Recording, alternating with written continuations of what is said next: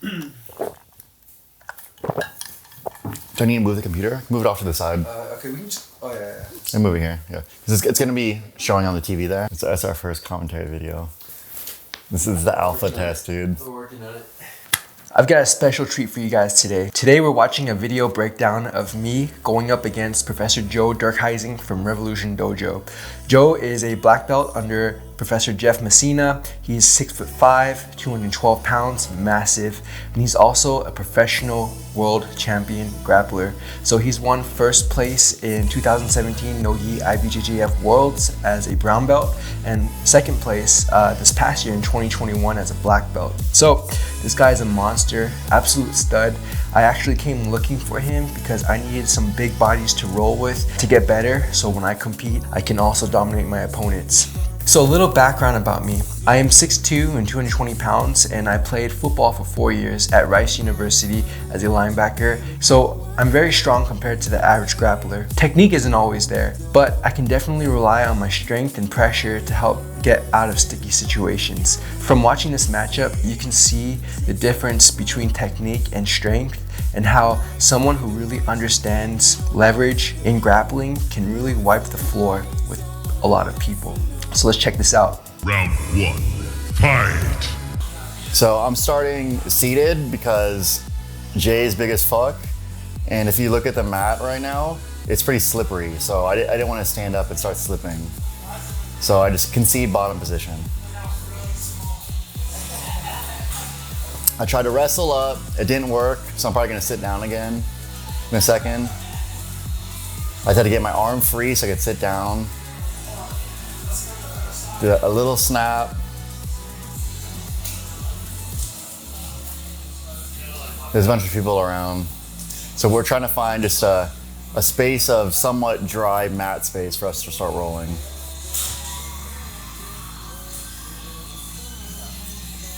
Right here, just engaging in some hand fighting.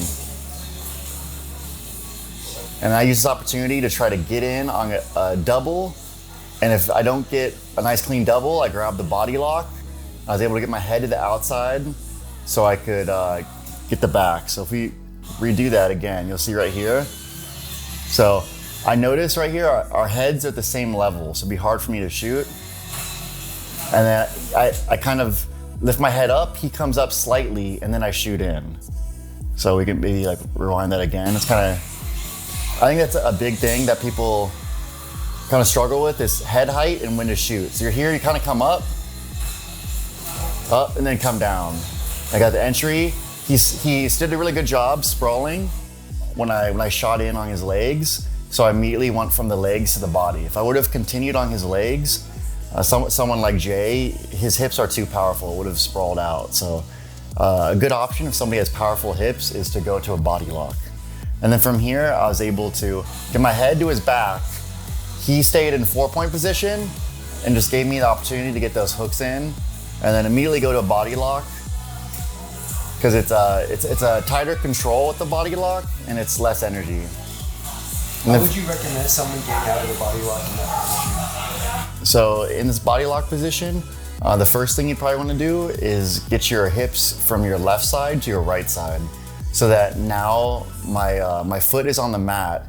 And then you can start to put your feet on top of that, my right leg that's hooked over. You can start to put pressure on my ankle that's across your waist. Okay, and so which arm should I be addressing to make sure I don't get choked out while focusing on your legs?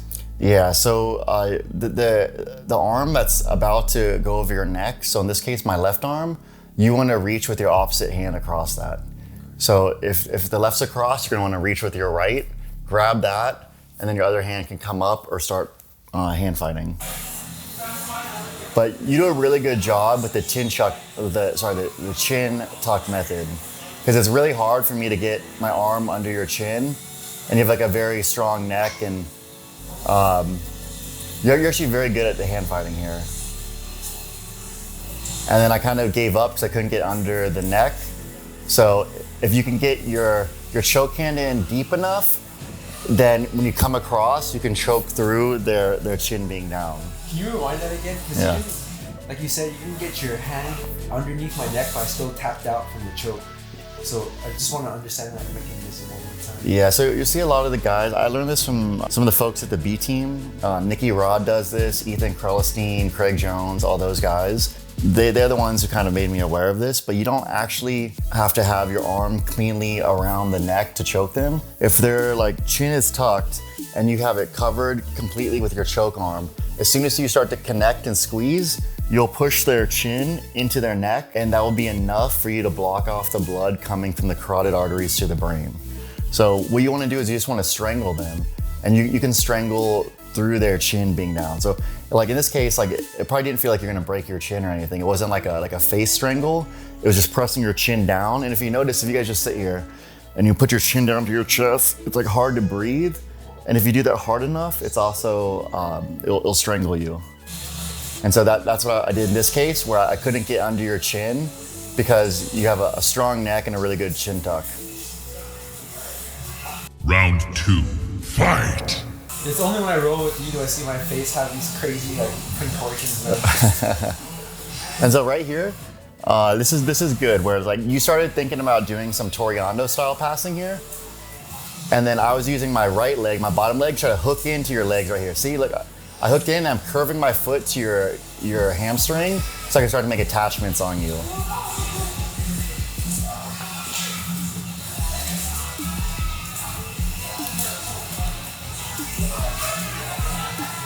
And then here, the opportunity to try to wrestle up. We get to 50-50. And when someone's bigger than you, 50-50 is a good position because they can't put their weight fully on you. Round 3, fight!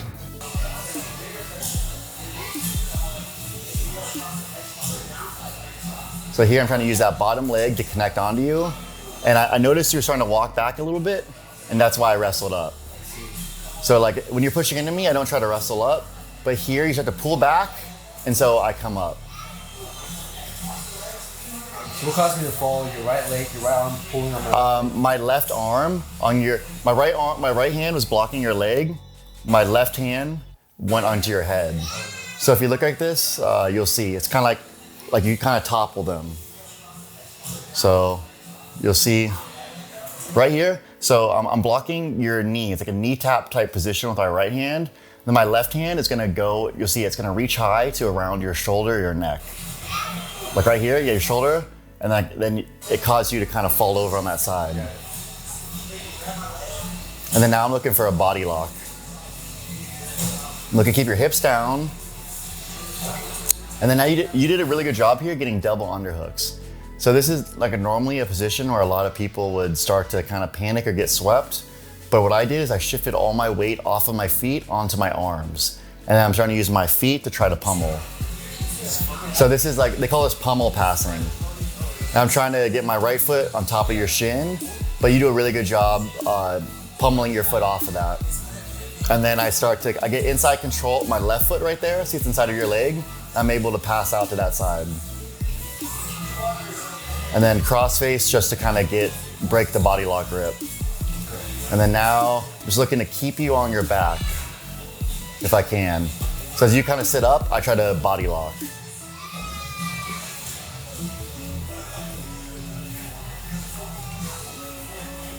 And then I'm gonna try to secure mount.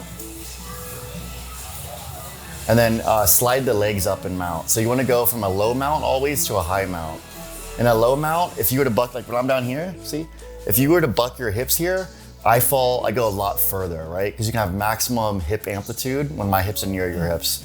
If I can get my hips closer to your shoulders and your chest, as you bump, I don't go as far. And also your arms are separated from your body, and my legs are closer to your neck for triangles and arm bars. But like here, yep, I kind of move off because I'm near your hips and I feel like I could get bucked a little easy. So I'm like, okay, why don't I get the side control and start looking for maybe some chokes, possibly. Then you did a good job here, kind of sprawling over. I take the opportunity to take the back.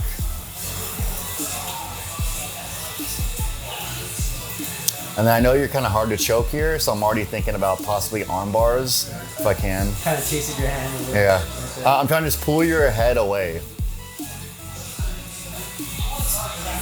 Because your chin is down, so I can't choke. So I was either trying to pull it down, or I pulled your head up so I could try to arm bar you.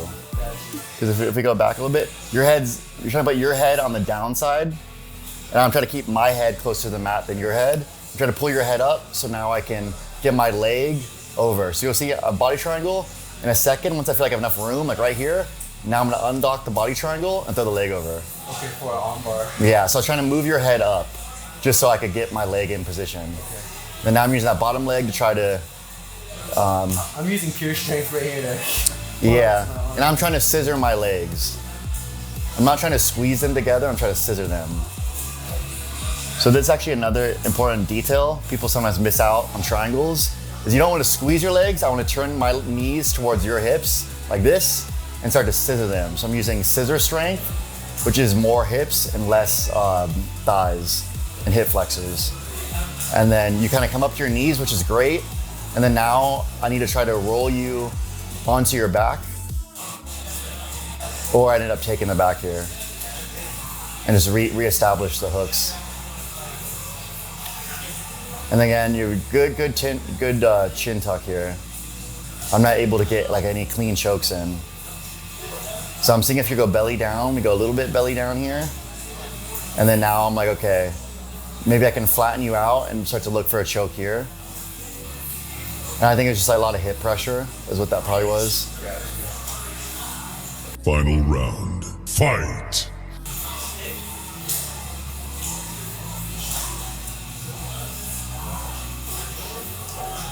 And this is where, right here, we go back, like some good moves for you.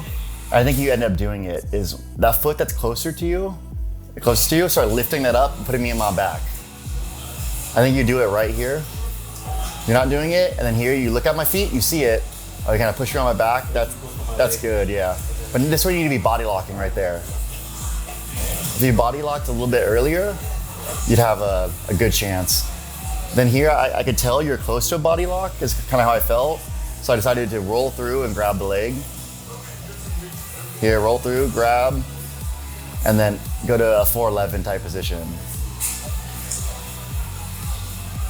And you're crossing your feet. I think you ended up tapping to that, but that wasn't like a clean leg lock. As long as you had your feet crossed, you're still pretty safe there. Okay. So that's part of like the development of your leg lock system there. Okay, yeah, I'll work on that. I was a little nervous to be in 411. For sure. And we'll go slow, so like you don't have to worry about tapping super fast, but you still could have kept fighting and like worked on doing the running man escape. And you guys will see in our future videos, he's gonna get way better at all this stuff. And you guys should see a continual improvement as we go through and do this. I appreciate it, man. Yeah. So have you noticed any common themes with football players who transition into MMA/jiu-jitsu? Do they put their head down too much? Are they really overly aggressive? What are the common themes that we could work on? So I think I don't think I see enough high-level football players doing jiu-jitsu to kind of comment on that in general. But something I do notice sometimes, if people have more of maybe a football background instead of a wrestling background, is they're normally very, very strong. There's a different level typically of physicality with somebody who's like a really good football player, because that sport does a good job selecting athletes. But one thing that's kind of different about football style tackles from, let's say, a double leg or a single leg is when you're doing a football tackle, sometimes you can lead more with your shoulders in front of your hips and kind of like tackle with your body forward. And then in wrestling and jiu-jitsu, when you do that, they sprawl, their hips are away and you don't get in on the legs. A lot of times when wrestlers shoot, you wrestle, but your shoulders typically don't go past the ball of your foot. So you lean forward a little bit, but you don't lean forward as much as you might in a football tackle. And so I think that's something where that takes a little while to just kind of retrain that. But that's probably the biggest thing I notice. The physicality and then, yeah, the style of kind of like tackling or takedowns. And that's a wrap. Thank you guys for watching this video. We're gonna be posting more video breakdowns. We were having difficulty figuring out how to record the live stream while recording us giving critiques about the roll. So we're gonna get better at that in the future. Anyway, let me know what you guys think. I'll catch you on the next one. Defeat. Flawless victory.